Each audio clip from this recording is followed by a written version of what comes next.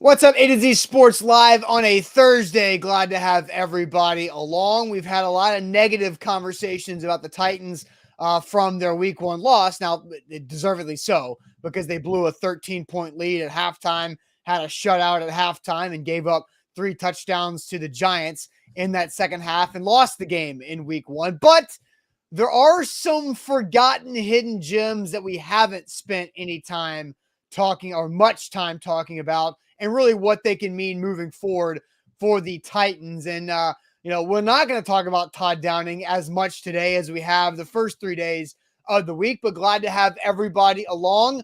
Today, we'll discuss the forgotten gem of the Titans draft day trade that's already paying off in a big way. And we'll talk about which rookie will have the biggest impact in week 2 against the Bills. Then we'll dive into which Titan overall needs to improve the most from his week 1 performance. And it is a Thursday, Zach, which means we have the magic bucket at the end of the show to do what the magic bucket does. So welcome in on this Thursday. Let's get this show rolling. Yeah, happy to be along on this Titans Thursday. Get a lot to discuss, as you mentioned, Austin, and the chat is ready and raring to go. I'm ready and raring to go, and we are broadcasting live on 3 different platforms. Plus, we will tweet out segment by segment on our Twitter handle at ATOZ Sports. That's at A to Z Sports. So give us a follow there and subscribe to our channel. Not only our A to Z Sports Nashville channel, but also we've got A to Z Sports Film Room. If you love football, you love the NFL, we've got great content going out there on our YouTube and A to Z Sports Film Room Instagram. So love plugging that as we grow that brand of our company and that brand of our business. If you are a Titans fan, you've got to get it locked in on the subscription when it comes to YouTube. A to Z Sports Nashville, hit the subscribe button. We go live. We've got different clips. We got practice highlights. We've got press conference. I mean, we've got it all for you right there on our YouTube. So subscribe there. And on Facebook, The Real OGs. We welcome all of our Facebook friends and fans in as we are climbing to 100,000 Facebook followers strong. I mean, it's climbing and approaching that number. So we want to get there. How we get there is you guys distribute and share the show to your Facebook friends, bottom left corner of your screen. Share now to public. Sharing is caring, and caring is sharing on this show. So let's get this party started on a Titans Thursday. We're excited about another show in the season as the Titans, that Monday night looms, and then you got Thursday night football. Probably there's going to be, and I'm just going to say it, there's going to be some old people tonight not knowing where their Amazon Video is or what the hell that means. So get your popcorn ready and get your phones by your side, by your grandparents and parents, because they're going to be calling, trying to find this Chargers-Chiefs game. Ring-a-ding-ding. So it's coming your way. I'm ready to roll. Let's rock and roll. Yeah, it's a good thing the Titans don't have a Thursday night game for a while, so everybody has an opportunity to learn where they need to go for it. But you're right. Let's get it going officially. Welcome into A to Z Sports, powered by the BetMGM app. I'm Austin Stanley. He is Zach Bingham. Make sure you follow us all over social media, as we are Nashville's on-demand sports network, and we go live every weekday morning at 8 Central Time on Facebook, YouTube, and Twitch.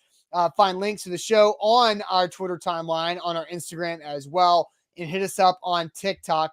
We got to make sure we thank our sponsors, because they make it happen for us, and they help out you guys with Wilson County Hyundai. Make them a part of your new car buying process by going to see them in Lebanon, or simply at wilsoncountyhyundai.com. The Bone and Joint Institute, boneandjointtn.org, the region's destination for comprehensive orthopedic and sports medicine care. Plus, by the way, something coming out later on today with Bone and Joint Institute that you're going to want to know.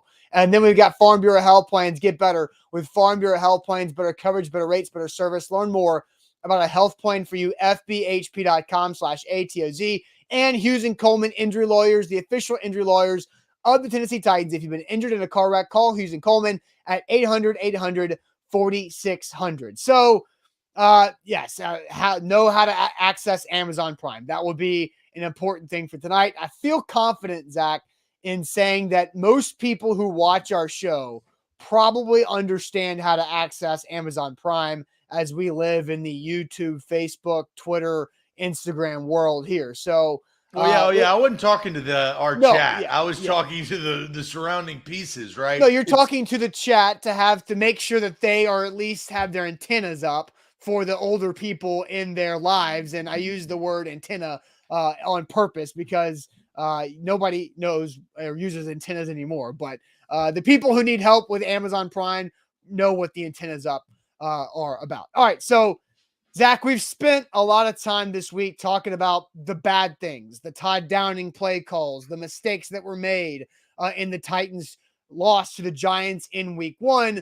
But one thing I do think we've glossed over some, but for good reasons, is the fact that the Titans have a rookie class that made some pretty strong waves in their first ever NFL game. Pro Football Focus had their 15 highest graded rookies across the NFL, and the Titans were the only team that had 3 in that top 15 highest performing rookies. Now, the only other team that had more than 1 is the New York Jets, and the New York Jets are a terrible football team, so they better have good rookies. But the Titans are a much better football team than the Jets. So what does that mean to you, Zach, that you hear me say that Pro Football Focus has 3 Titans rookies in the top 15 of rookie performances from week 1? That tells me that they're asking their rookies to do more. And they need to ask them to do even more to get the snap counts up. But as we saw, I mean, look, the rookie NPF beat out Dylan Radins, the previous second-round pick in training camp. That was a position battle in which a rookie won. Kyle Phillips, we knew the reason why they drafted him was that slot receiver, that shifty slot receiver had always eluded them. Whether it was Taywan Taylor back in the day, he couldn't get the job done. And look, they've gone out, and Adam Humphries, he obviously couldn't get the job done. He couldn't stay healthy, right? Yeah, the slot receiver position was open for the taking on this roster even from last year. Right. It was paid a lot of money. And then, Kyle Phillips, and we all loved Kyle Phillips. We thought that he was going to be that type of guy. You kind of know. Mm-hmm. And, that came to fruition in week 1. So I guess I'm not surprised because you have more opportunity for said rookies to do well. Now, you also have more opportunity for rookies to fail and not do well, right? Because of what they were asked to do. But Mike Vrabel even said after the game in one of his press conferences, hey, look, these rookies, they performed, right? I mean, they're rookies. And I think this is the most they've ever asked a multitude of rookies to impact their football team ever, like at least from Mike Vrabel's standpoint. And so I think that that's kind of where that lies. But that's a good thing that they were graded that way in week 1 because it gives you hope that where are they going to be in week 13 or week 8? They should continue and gain experience and rely on that. Yeah, and one guy you didn't mention, Roger McCreary, right? He, like you mentioned, NPF beat out Dylan Radins, former second-round pick. Roger McCreary beat out former first-round pick Caleb Farley for the starting job at cornerback there too. So I did find this interesting because I think so much of the conversation about the Titans this entire offseason was about A.J. Brown, how much he's going to get paid and when's it going to happen. And then, oh my gosh, the Titans trade away A.J. Brown and Treylon Burks has to come in and fill his shoes. And so people viewed that as a 1-to-1 trade, right? Like A.J. Brown for Treylon Burks, P.K. Subban for Shea Weber, with the Preds back in the day. They view it as a one-on-one trade. But I think we forget, and a lot of people have forgotten, that it was not just a one-for-one trade that the Titans got. And I saw this from Blake Tucker on Twitter yesterday, a Titans fan on Titans Twitter, and he's right. Because Jim Wyatt tweeted, that's April 28th, the Titans traded picks number 26 and 101 to the Jets for picks 35, 69, and 163. That because of the A.J. Brown trade, the Titans traded their original first-round pick and 101 to the Jets and ended up drafting Roger McCreary at 35, NPF at 69, and Kyle Phillips at 163. That's obviously massive value. I agree with Blake's tweet there. And then he kind of puts it all in one. So AJ went to the Eagles for 18 and 101, Burks at 18. Then you trade what we just talked about, 26, and you get McCreary, NPF, and Phillips. So that's 4 starters that don't cost anywhere near AJ Brown. And that's a pretty good return, especially because those rookies are starting day one. And Zach, you mentioned that the Titans, this is the most they've asked of a rookie class in a long time. The 2019 class is something that we talk about a lot with John Robinson because everybody hit besides DeAndre Walker in the 5th round because of injury, right? But Jeffrey Simmons was a week 8 first-time impact. A.J. Brown was a week 1 type impact. Nate Davis did not make his first start until week 4. And then Amani Hooker did not make his first start really or become a starter until year 3. And so then David Long was a year 2 type of guy in that class. So you've got 4 day 1 real starters, and that doesn't even include what you have in Chigakonkwo and what you might have down the road in Malik Willis. So it's pretty impressive that with the A.J. Brown trade and what was surrounding that the Titans got 4 rookies who made a net positive impact on the game in week 1. Well, wasn't that the philosophy of trading away A.J. Brown? They told us, and they didn't want to do it, but they felt like they were forced to do it because of the negotiations, right? They didn't want to trade away. They wanted to sign him. They originally wanted to sign him for $16 million a year, and that didn't work. And then it got murky and messy. And so and this is a John Robinson philosophy. It makes a lot of sense based on his history. He values draft picks. Now, not all of his draft picks have been great, especially in the first round, but his other draft picks, I think, have worked out pretty well. I mean, you drafted the best running back in the NFL for a multitude of years.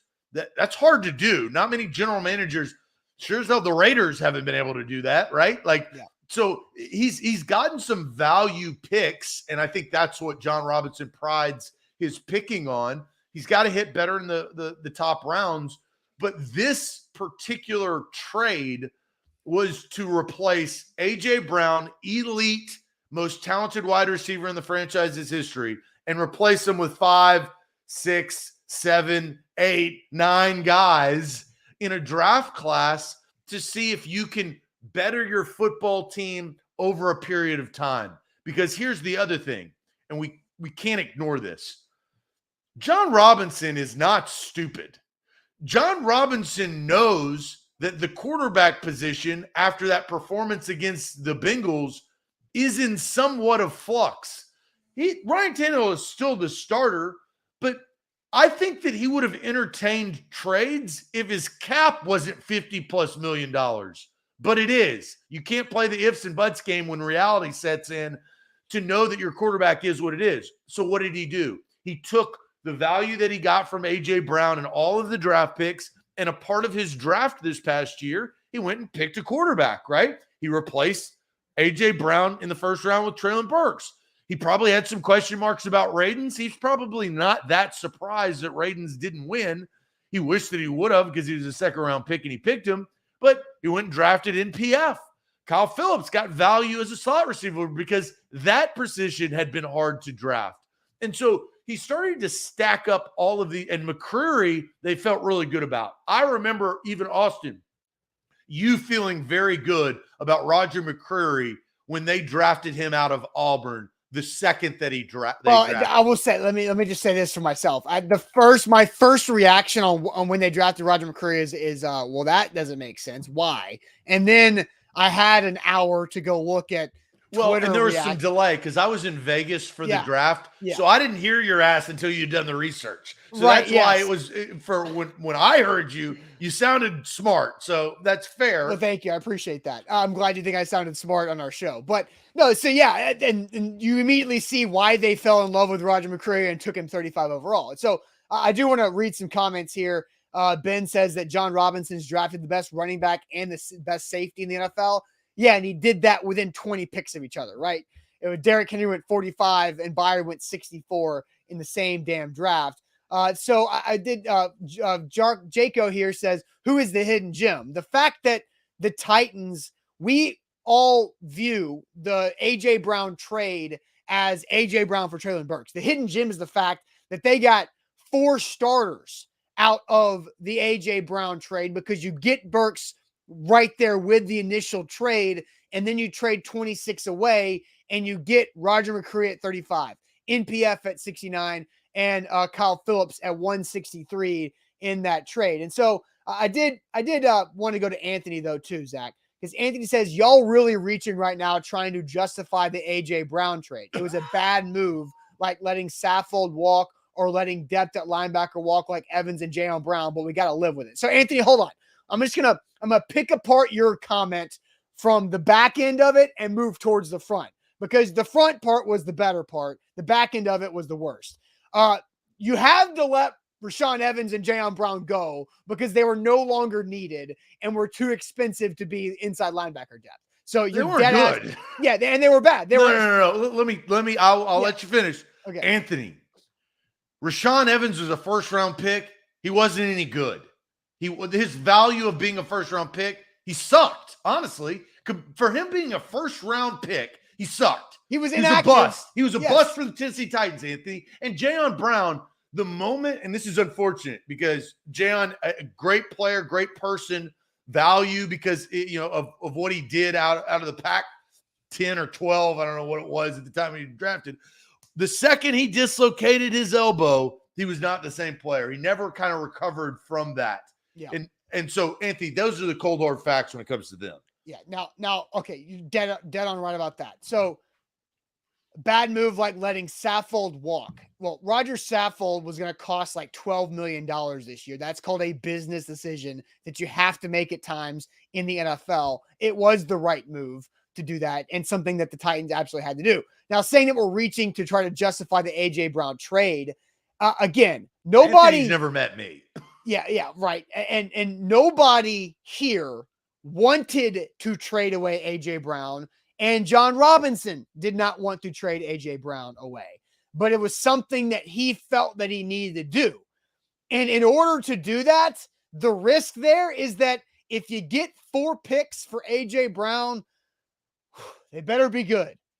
And hey, after week 1, after all 4 of those picks, first game ever in the NFL, pretty damn good. Like, so while you don't want AJ to be traded, you have to look at the result after the fact to be able to move on and say, if you were going to trade away AJ Brown, then getting 4 day 1 impact players is pretty damn good for that, especially for the money they save in that as well, to then go pay Jeffrey Simmons and to build around. Like, they had to hit on these draft picks, and it looks like they have. And I've been saying this since I saw them throughout training camp. It looks like this draft class is going to be better than 2019's. It's a relationship that ended. And look, Anthony. Time out. Sorry. Jacob says pick 26 had nothing to do with AJ Brown. Yes, it did.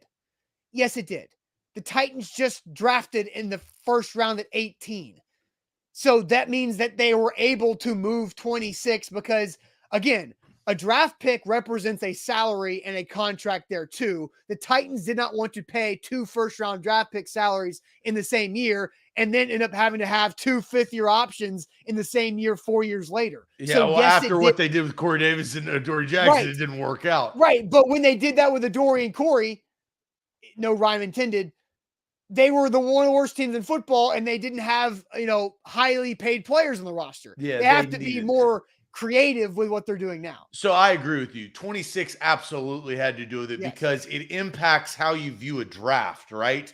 They were much more willing and probably actively seeking to get out of the first round because they had already drafted. So 26 does make an impact. But I want to clarify this, and I will continue to say this until A.J. Brown's career continues. And people are going to get sick and tired of it, but as you probably all know, I don't care.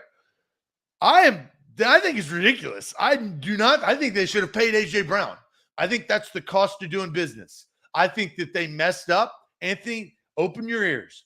I think that the Titans started that and screwed it up by lowballing him. A.J. Brown screwed it up by taking as offense as he did to that lowball offer. And they played hardball.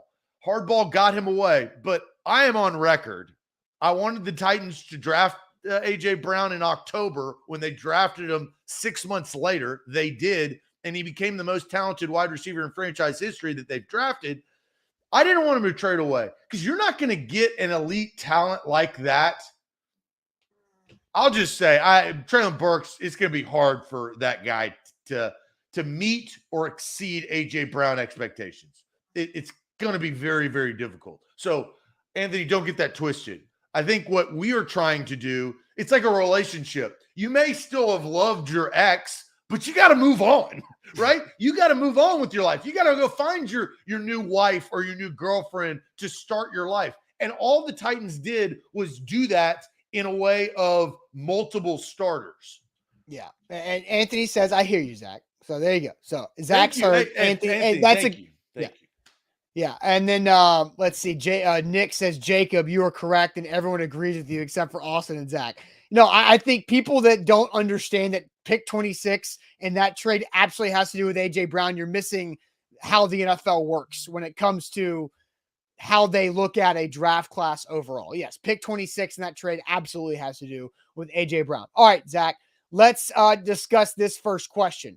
Which Titans rookie will have the biggest impact versus the Bills on Monday Night Football? Which Titans rookie do you guys think will have the biggest impact versus the Bills on Monday Night Football? But first, Zach, tell everybody about Wilson County Hyundai. Wilson County Hyundai is where you need to go to get your next ride.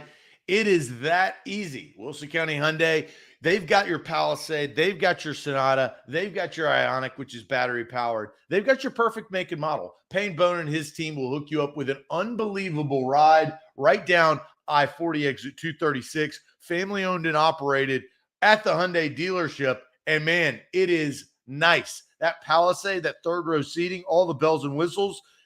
SUVs, I mean, it's not your carpool lane minivan anymore. Get hooked up with WilsonCountyHyundai.com.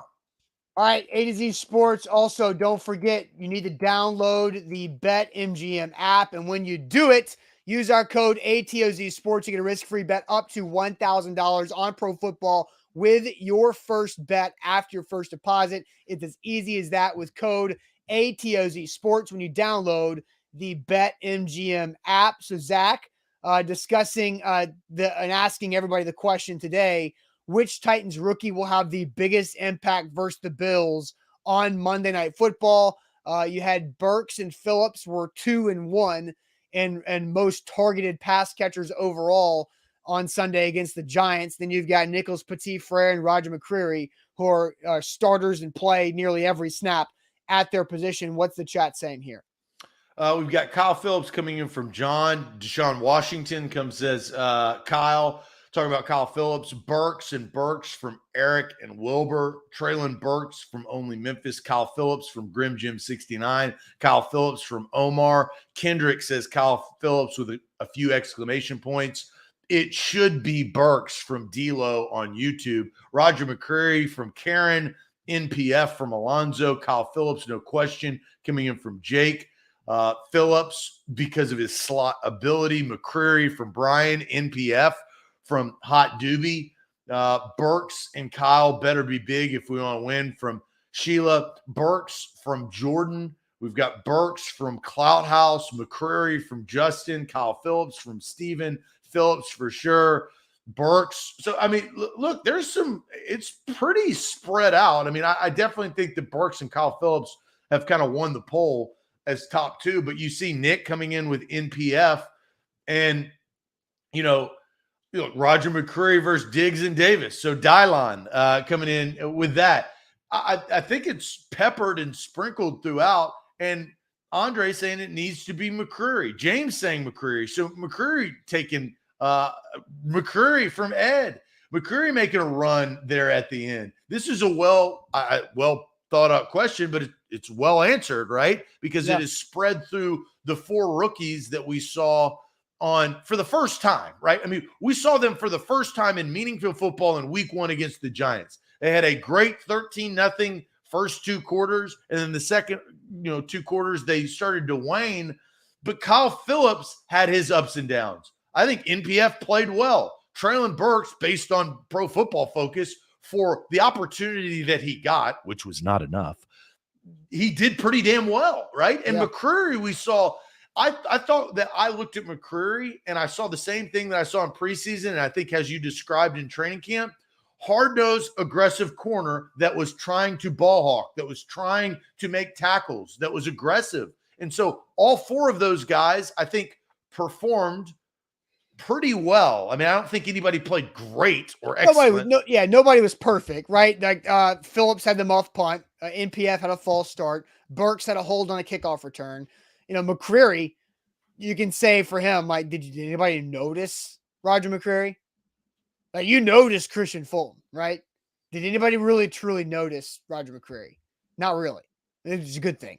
And so he was out there doing what he was supposed to be doing for the most part. So, Zach, I think my answer has to be Nicholas Petit-Frere. Because the Buffalo Bills went after Matt Stafford on Thursday Night Football in week 1 and sacked him, 6 or 7 times? And they blitzed 0 times the entire game. Like, I'm not just talking about the sacks. They blitzed 0 times the entire game and still ended up with a ton of pressure and sacks on Matthew Stafford. So with the Giants, NPF looked pretty good, but they were also without Kayvon Thibodeau, their top 10 draft pick. They were also without Azeez Ojulari, a higher draft pick from a year ago. The Giants' 2 best edge rushers were not playing against the Titans. And so I think NPF needs to have the biggest impact versus the Bills because he probably has the biggest challenge from last week to week 2. He does have a challenge. The biggest challenge compared from week 1 to week 2. Like, NPF was playing against backups in week 1. That's just what happened. The Giants had injuries at the edge position. Now he's going to go up against former first-round draft picks and second-round draft picks all up and down the Bills' front. Yes, McCreary has a big difference too. Is that where you were going to go? No, that's the answer. And here's the reason why. McCreary has a tougher matchup because the Bills wide receivers, and here's my statistic and here's my theory. The Bills wide receivers, what they did to the Rams secondary, and Jalen Ramsey, who is one of the best, if not the best cornerback, he's been beat quite a bit here recently in football, but well-respected and highly paid. He got burned by these Bills receivers, numerous Bills receivers. You've got, obviously, Josh Allen that can do a lot more damage than Daniel Jones. Daniel Jones had 188 yards throwing, passing yards on Sunday. Yeah. If you take away the blown coverage touchdown, which was 65 yards, and Saquon Barkley's running back catching out of the backfield, which you should be covering because he's their best player. Which was like 30 yards. 30 yards. Yeah. Daniel Jones only threw for 93 yards if you take that away. And I'm not taking it away, but I'm trying to find some perspective of Daniel Jones throwing the football compared to what Josh Allen is going to do on Monday night in Orchard Park. Like, that tells you that it has to be McCreary. McCreary has to have the most impact in this game because that is why, if in fact the Titans lose and go to 0-2, that's the reason why they're going to lose. It's not going to be because the Bills played good defense. It's not going to be because of the Bills running game. It is going to be because Josh Allen is torching the Titans secondary through the air like they did the Los Angeles Rams to open the season. I believe it. But here on the other side, if Roger McCreary plays very well, that reduces that likeliness. Yeah, but what happened? Roger McCreary played pretty well on Sunday against the Giants, and the Titans still gave up those big plays in the passing game. And, that wasn't his fault. I know that. I think, and we're going to have several. Daniel Jones compared to Josh Allen, that's the difference. Yeah, sure. I don't disagree with that either, but I just think for this game, we have a couple more opportunities to talk about the Titans and Bills game before Monday night, right? And so I think the Titans have to be more improved on offense to stay in this game. It's going to take more for them on offense. The defense, Derrick Henry. I believe that the Titans defense can fix a lot of their issues that cost them the Giants game, right? We talked about that earlier in the week. I just think the offense has to be that much better, and NPF has to be really good because NPF being bad on one snap can wreck the entire play. Same thing with Roger McCreary, but I just Yeah, I think. mean, we saw what a corner, blown coverage. But It again, like wrecked the game. that was a mental mistake. Roger Mistakes are McCreary. mistakes. It doesn't matter. No, but here's the thing. NPFs was a mental mistake. Right. I'm not. False starts happen. Every offensive lineman will have a false start this year. It's going to happen, right? NPF got one. Lawan's got one. It's just going to work out that way. But mental mistakes for a corner get you toasted. A physical mistake is what I'm worried about more when it comes to NPF because of who he's literally going up against. Roger McCreary doesn't make mental mistakes. That's why Mike Vrabel loves him so much. Yeah, but he's going up against better talent. Stephon Diggs is a top 5 receiver. I understand, but like, I just think as a cornerback, you're going to get beat, like, because everybody expects their own quarterback to complete 70% of their passes. And that's just the nature. I always say that. It's the nature of the business. I just think NPF up against as a starting right tackle going up against the pass rush of the Bills, that's a tall task. He has to be really good on Monday night. Well, and on the other side, we've talked a lot about Diggs, but Gabe Davis carrying over from his playoff performance in Kansas City last year into 88 yards off of 4 catches and a touchdown, averaging 22 apiece.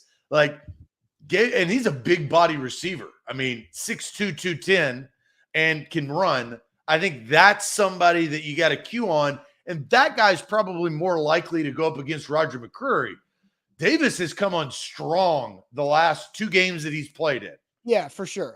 Bobby says, in my opinion, Diggs, a top 5 receiver, is going to beat almost any corner. I agree with Austin that the offense is going to have to keep up. And that's a better way of saying what I was trying to say. So thank you, Bobby. The offense is going to have to score 30 points to win this game. And the defense can play pretty well and give up 28 or 30.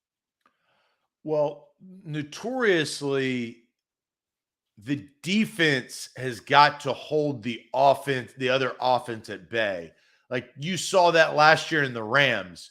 The reason why the Titans beat the Rams in LA last year was because of the defense. Like you've seen games like that where that's the reason. It's defensively. It's not because the offense had firepower. And then who came up with the stop against the Bills on Monday night last year? It was the defense. Yeah, no, it's defense wins these type of games, my guys. Well, not just the offense. If you get into a shootout, you're screwed. Well, because let's think about this, Zach. What is the Titans defense typically good at? And what they do against the Bills last year? They forced field goals.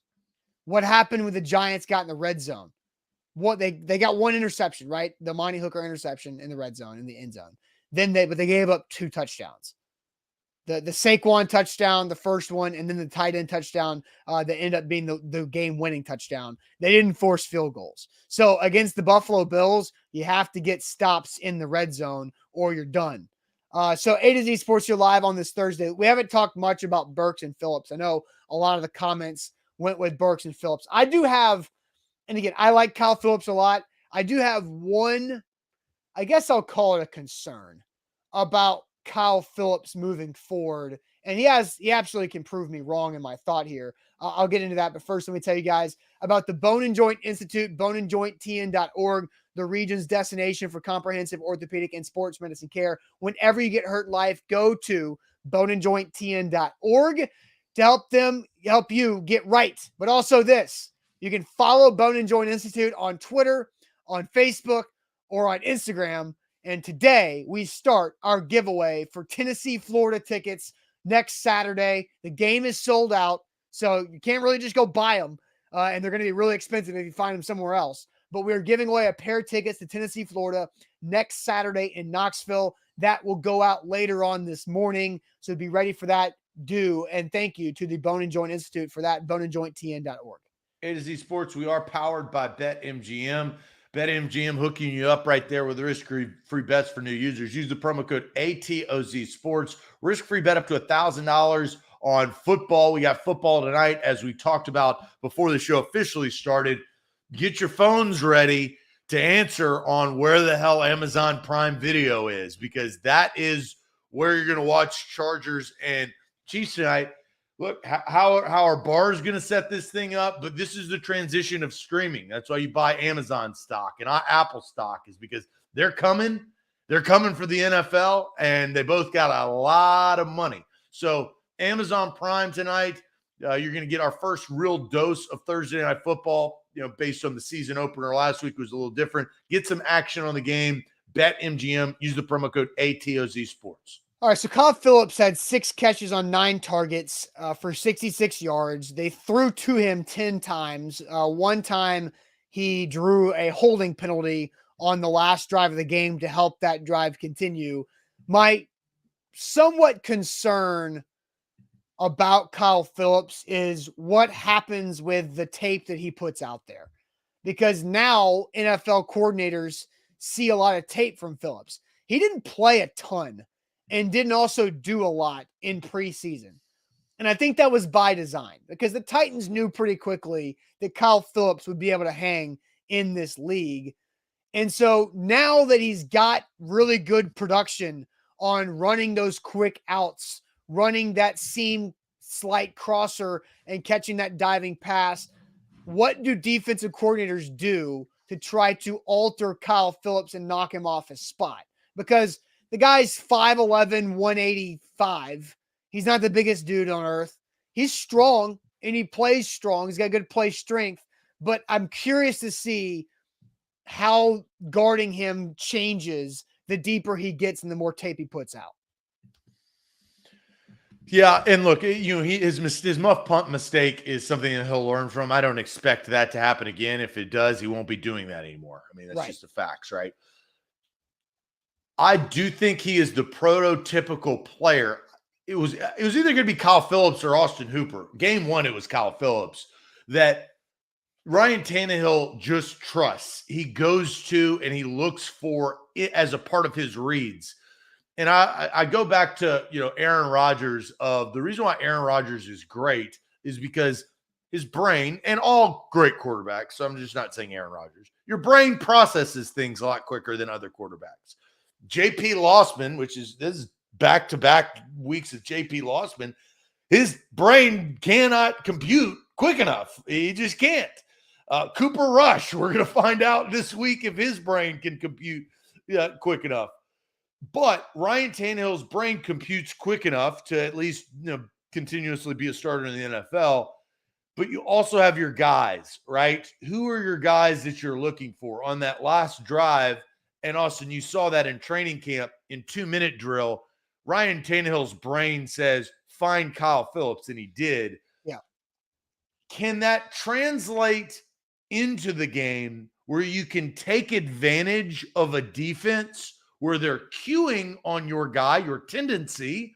So Treylon Burks gets a 65-yard touchdown pass because you've moved your eyes. That's kind of what I'm looking forward to seeing in the next few weeks. Sure. Now, Sean says tape is something every player has to deal with. I don't think it'll impact him too much, honestly. So Sean, you're right. But here's how I view Kyle Phillips and Treylon Burks a little bit differently. Kyle Phillips is a technician, right? It's all about the craft. And I feel like when you rely on your craft is easier to game plan against than just raw physical talent. Because Kyle Phillips' tape shows he gives a head nod at the top, or he shifts his, body positioning hips before this. And this is what they like to do on 2nd and 4 with the clock running down, right? Like, you can game plan that craft and not let him get that outside relief. Where Treylon Burks, his skill set is, I'm just bigger and stronger. And you can guard me. You can be all up in my face. I can still go up and get the football, and you can't do anything about it. Well, and you just described great wide receivers have the technicality and the physical ability, right? That's what makes them great. Yes, exactly. And so that's kind of my thing here. I would push back a little bit. Okay. I'd push back. I think conceptually that makes a lot of sense. But I think Hunter Renfrow, Wes Welker, Julian Edelman, they were not the most talented guys, but they could outdo you. They had a good quarterback. They had a good quarterback. They also had a good scheme. Right. But you'd hope. I mean, again, I don't want to get into Todd Downing, but Kyle Phillips, the reason why he is very hard to guard, like Hunter Renfrow, is that when the tendencies that are studied during the week defensively, they change, right? Because he's smart enough as a player. He may not be as talented, but he's smart enough as a player to change his head nods or change his cuts or change his body language because he is now playing chess compared to checkers, where Traylon Burks should just play checkers and say, "King my ass, I'm going to go up on top and catch you." So I'm kind of there. There's my drawback. Yeah, and I don't disagree. Like I'll kind of use a recruiting college football analogy here.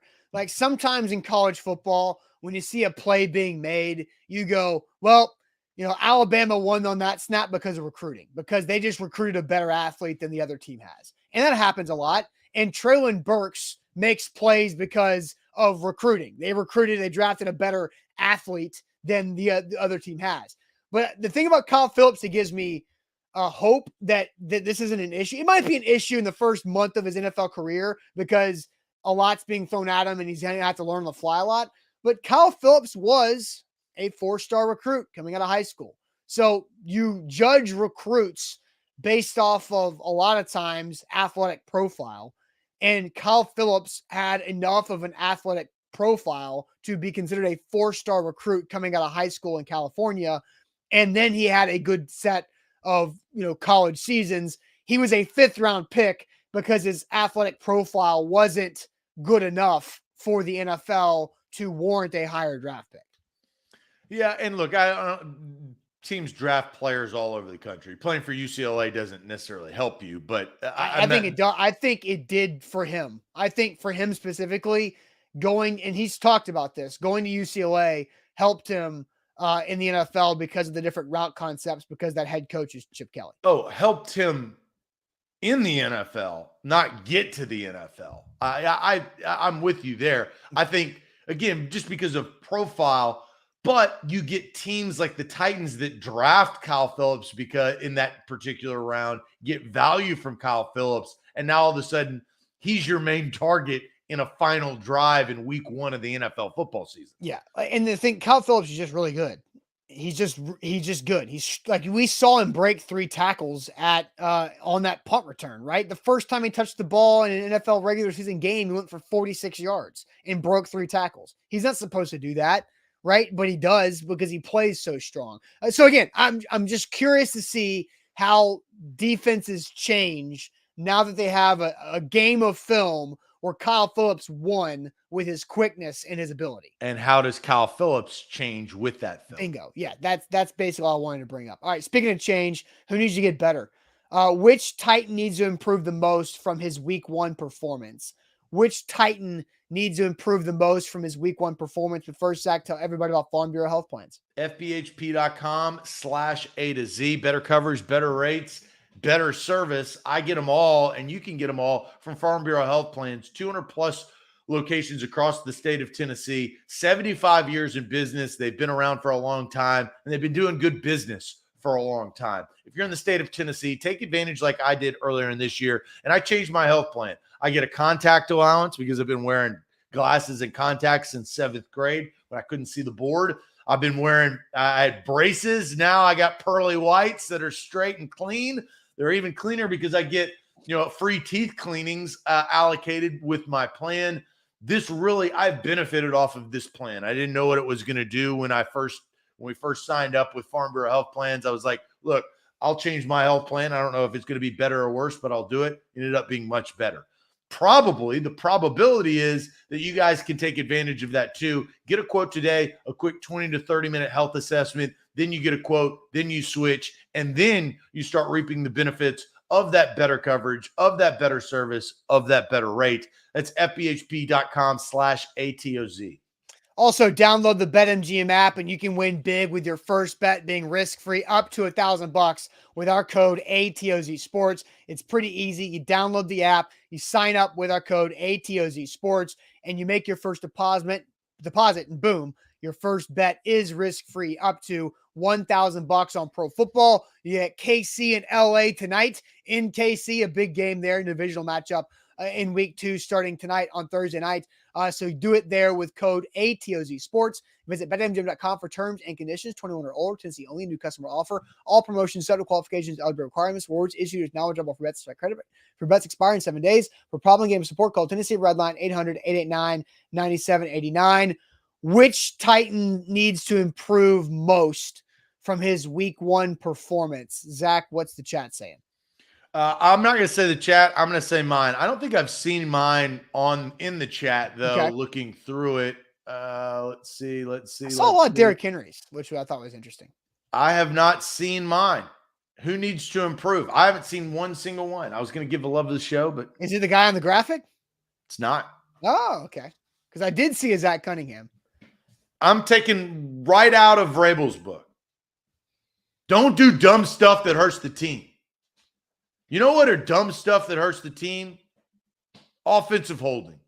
Aaron Brewer has got to eliminate his offensive holding.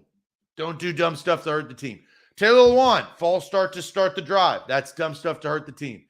The Tennessee Titans, and this is why Mike Vrabel has been the coach of the year last year and has sustained winning records for as long as he has as Titans head coach. These teams are very disciplined.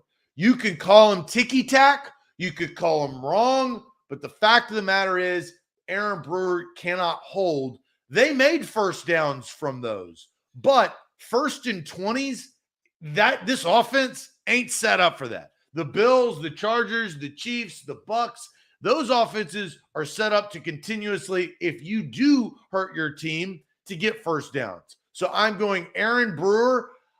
The ref needs to keep Aaron Brewer's name out his mouth. That's the guy. Lee did say he said Brewer twice, and Van said that he said Brewer. There's a lot of comments. Yeah, there were a lot of comments, and I agree with Steven. The second hold on Brewer was absolute BS. That was a bad call by Jerome Boger, which does that for a living, make bad calls. But again, like Zach, you said, don't do dumb stuff to hurt the football team. Aaron Brewer, while he had those 2 penalties, and those are 2 penalties, the Titans scored a touchdown on the doesn't matter. Does not matter. The next play right after the second does hold. Not matter. The play directly after the first hold is when they hit Traylon Burks in the crossover to gain 27. Do you want me to say it again? Does not matter. Again, like you're saying. Because if you consistently do that, Austin, you will not consistently score touchdowns. So you can say in one instance, but Aaron Brewer does not have the ability or the luxury to do dumb stuff that hurts the football team. But if you look at Mike Vrabel obviously disagreed with those calls. There are some times that Mike Vrabel will say, yeah, you can't hold, and that's dumb stuff to hurt the football team. But I think you're being too hard on Aaron Brewer for having a couple bad things go his way by the worst ref in the NFL. People have said that I am too hard on individuals all of my life, but I don't care. Focusing on the wrong thing. You cannot do dumb stuff to hurt the football team. But and when a flag comes out on you, you are backing your offense up because you have done something to cue the ref to at least reach down. But again, not all calls are correct. Mike Vrabel will always say this too. There are 2 different kinds of penalties. There are effort penalties and dumb penalties. And coaches are generally okay with effort penalties. They can live with that. It's the dumb penalties that you can't live with. And Aaron Brewer's, both of his penalties were effort penalties and were iffy calls at best. And so I think if we ask a question, who's one Titan that needs to be better from week 1, and you focused on Aaron Brewer, I think you're leaving a lot on the table that needs to be better than Aaron Brewer. You can criticize my pick, but flags are flags, and this offense is not set up for first and 20s. You can't do it. Aaron Brewer should not be called on a penalty against the Buffalo Bills. If that happens, Austin, that will help the football team. That's my answer. Because first and 20s, against, you can sit there and say, oh, well, they had success after that. There will not have success on 1st and 20s if you do that again or twice against the Buffalo Bills. You just won't. I just think, mark my words. We'll watch it. We'll watch it together. Yeah, that's an obvious ass statement for you to say. Like, yes, watch your words. You're going to be right on that because that's correct. Then that's my premise. But again, so that's not. Then your criticism falls short. I just don't think. I just think there's so many other directions to go. I think Danico Autry needs to be more disciplined in his run lanes. I think Zach Cunningham needs to be way better. Pick? Yeah, you can. There's everybody can improve, right? I mean, think you can pick out every single person on the team could improve. They lost. Yeah, Titans Kyle basically says, "Yeah, Zach, so just don't get flagged for bad calls." Yeah, that's good. Kind of what you're saying. Don't get flagged for bad calls. Was one of the whole? You're saying both of them weren't holds? Wrong. Yeah, at least one of them were. Go back and look. It was pretty. They were pretty like I don't know. Yeah, they were called. Go. How about this? Go watch the Sterling Shepard 65-yard touchdown and show me where Jeffrey Simmons gets pulled down by his jersey, and that wasn't called, right? Aaron Brewer cannot afford to hurt the team. Nobody can afford to hurt the team. No, wrong. Aaron Brewer really cannot afford to hurt the team. Look at the offensive line. He cannot. Name a player who really can't afford to hurt the team. Like you're just saying obvious things. Like insert player name here really can't afford to hurt the team. Derrick Henry he gets some grace. He needs, but he can't drop the damn snap. He gets some grace. Aaron Brewer doesn't get as much grace. So that's the point. Okay, it's not everyone. You go from Aaron Brewer. You asked me the question. You literally asked me the question. I answered you. I'm mocking you with what you're saying. You literally are you kidding me?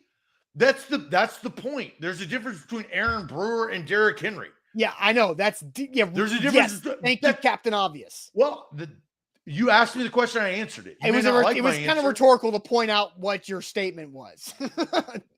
All right. So I think the Titan that really needs to improve the most for me is Zach Cunningham. I was very disappointed with how he was allowing the Saquon Barkley and the Giants run game to gash the Titans. I thought he was out of position a lot of times, and he was jumping out of position.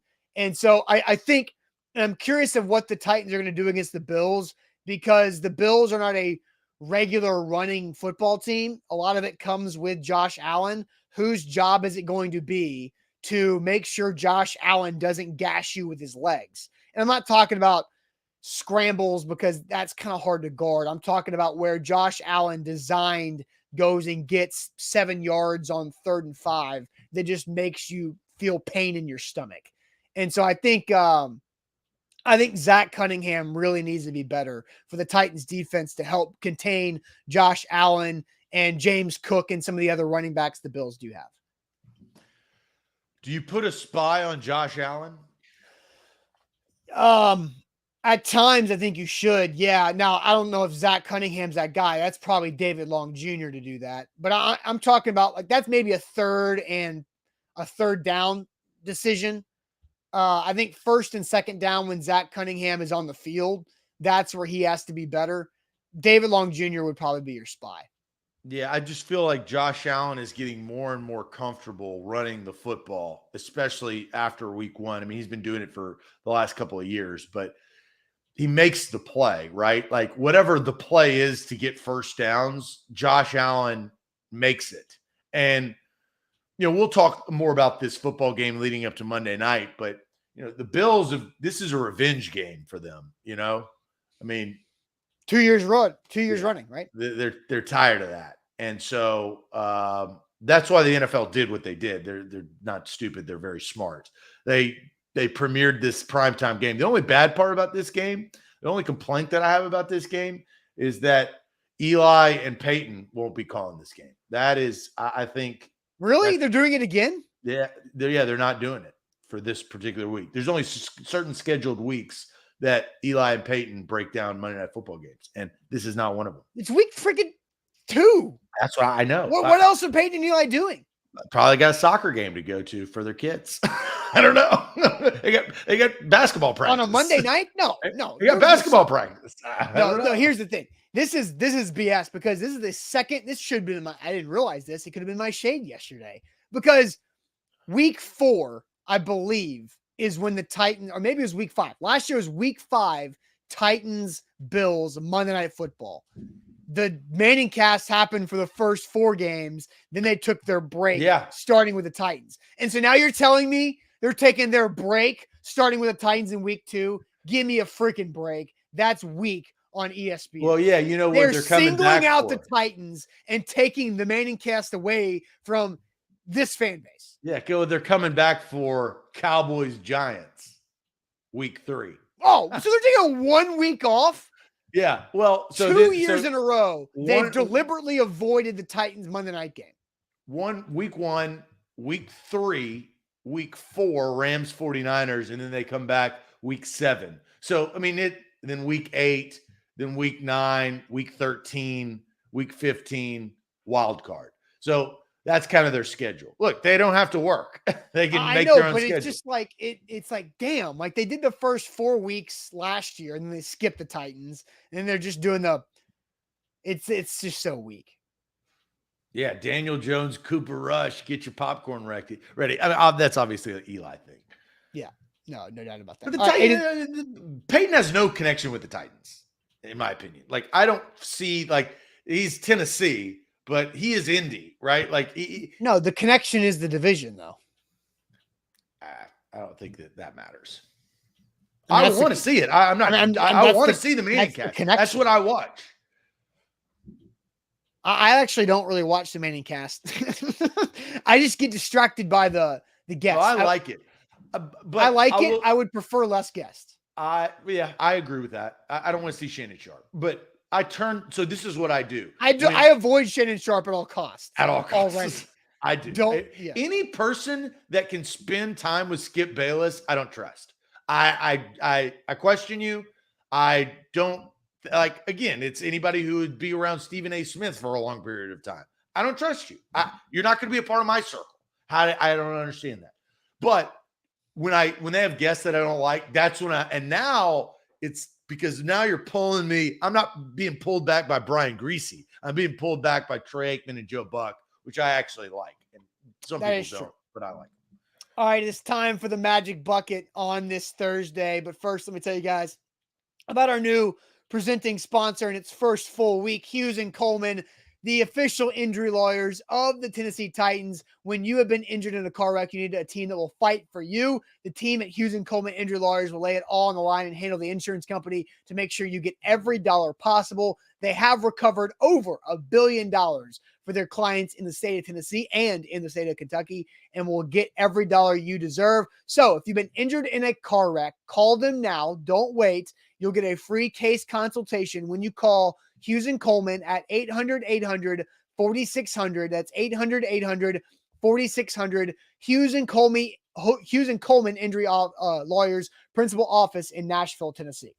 A to Z Sports, don't forget BetMGM. They power our show right there. A to Z Sports, your promo code for new users. You get a risk-free bet up to $1,000. You can bet on football tonight. As we've talked about, Chargers, Chiefs. This game could be impactful at the end of the season. You never know. It's an AFC matchup. Who knows who's going to be vying for the playoffs, what situation the Titans are going to be in. If any AFC South team will make the playoffs at this rate, I don't know if that's going to happen. Who knows? But use the promo code ATOZ Sports and get a risk-free bet up to $1,000 on BetMGM. Let's get to it. It is time for Magic Bucket.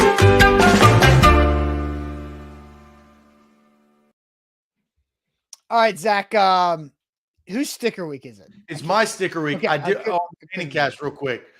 This is good production. Did you see how many times Peyton Manning called a timeout on the Manning cast? Was it like 60 something? 62 times he called a timeout before the Broncos called a timeout. And they did this thing where they pinged every single time he did it. And at the end, it's just ping, ping, ping, ping, ping, ping, ping, ping, ping, ping, ping, ping, ping, ping, ping. That's good. That's really good. Because you could just feel like his like anxiety of timeout, come on, timeout, do it. It's like you need him in your ear if you're a head coach. I mean, that would be awesome. Yeah, can he also tell Todd Downing to hand the ball off to Derrick Henry? Peyton Manning or Todd Downing is offensive coordinator from Peyton's couch. Peyton doesn't have to go to the games. He just dials in. And he gets a couple of games off. That you'd still take that. I think I would still take that. Peyton Manning is your offensive coordinator to replace Todd Downing, but he gets 4 weeks off and he gets to coach from his couch. Yeah, right. Xavier's quotes him. So you wasted 30 seconds to call a timeout. Mike Vrabel did that against the Colts a few years ago, remember? Yeah, that's right. And then that came back to bite him. All right, so my sticker week. I don't live in East Nashville, but one of my buddies who moved back from Austin, Texas, from my high school buddy moved back from Austin, Texas. He and his fiance live in East Nashville and went over there to hang out a few weeks ago. And they introduced me to a cool little burger joint. It's called Dino's. And so anytime I'm checking out at a place that is good, or I think it's going to be good, I grab a sticker. Old Dino's, and you got to love the armadillo right there. So that is a little free promo for Dino's on the east side. What's the armadillo's name? Is it Dino? I would only assume. All right. Magic Bucket Week and is Zach sticker week, which means Zach goes first. All right, let's see what we got here. Oop. Oh, this is kind of good. Uh-oh. This is also from my wife, so thank you, Jenny. I need to get 30 seconds on the clock. Oh, you almost blew it.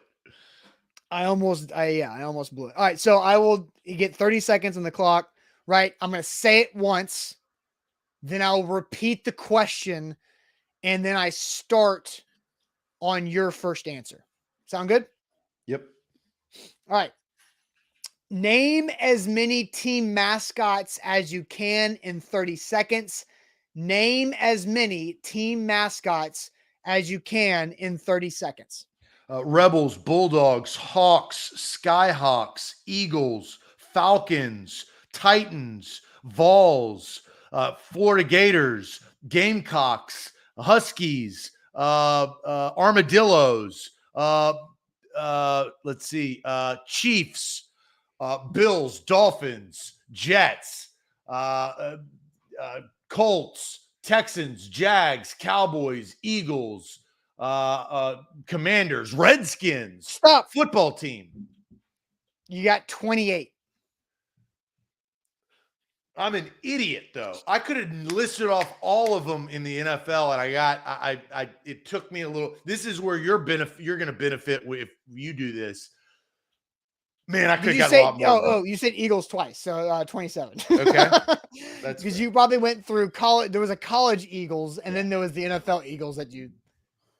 Well, so here was my thought when you first, there's a period of time where my brain is, okay, what am I doing? What am I doing? Yeah. Between first and second statement.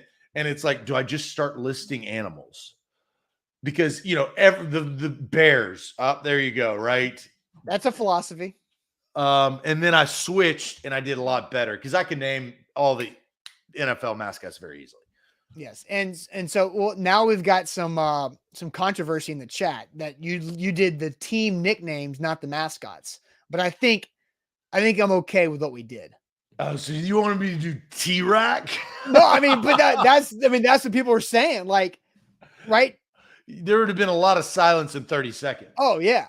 I understand where they're coming from. But like the mascot is the nickname. A lot of times it's synonymous. I could have done Rebels, Black Bears, and Land Sharks and gotten three. You could have gone War Eagle and what's his name, the Tiger, right? You could have for Auburn. All right.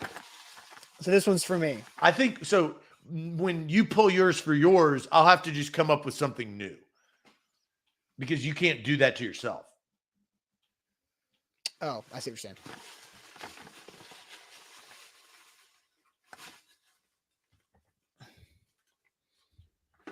All right. Wear the beanie. I already did that. It's crazy. We have like 60 things in here, and I pull the same things.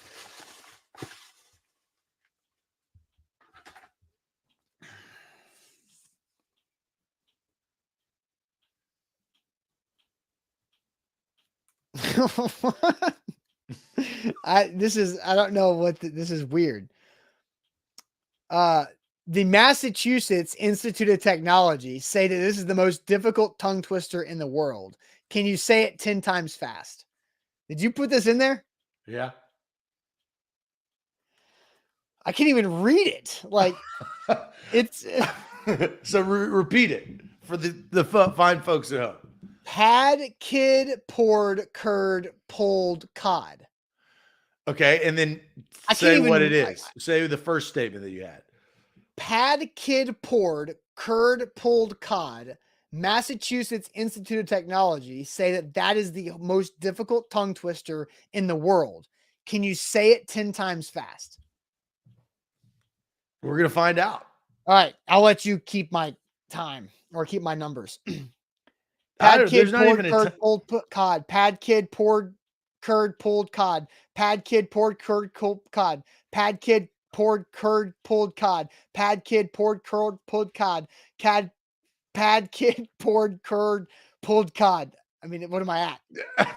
You're good. Okay. Because there's no way I can count. You're reading it too, right? Like imagine if you were just like, I mean, because you what was the phrase? Pad kid poured. See, you don't even know what the phrase is. Pad kid poured curd. Pad thai. Pulled pad thai. Yeah, so you didn't even know what I said it. And yeah, and that was really difficult. Really difficult. I believe the Massachusetts Institute of Technology, which is also hard to say. In its own right. All right, guys. Kid pulled curd, poured cod. Pulled cod. Pulled cod is the tough one. All of it's difficult. Pad kid pulled cord, pulled that. All right. That's the magic bucket on a Thursday. So we got team mascots and pad kids. So make sure you subscribe to our YouTube channel. Titans back on the practice field today, which means Sam Phelan will be covering press conference, open locker room as well for the first time this week when it comes to the Bills game. So make sure you subscribe to our YouTube channel for all that content coming out from Titans open locker room and practice later on today. Buck Rising live tonight, A to Z Sports Primetime. And we'll see you guys tomorrow morning on a Friday. Talk to you then. Appreciate it as always. Adios.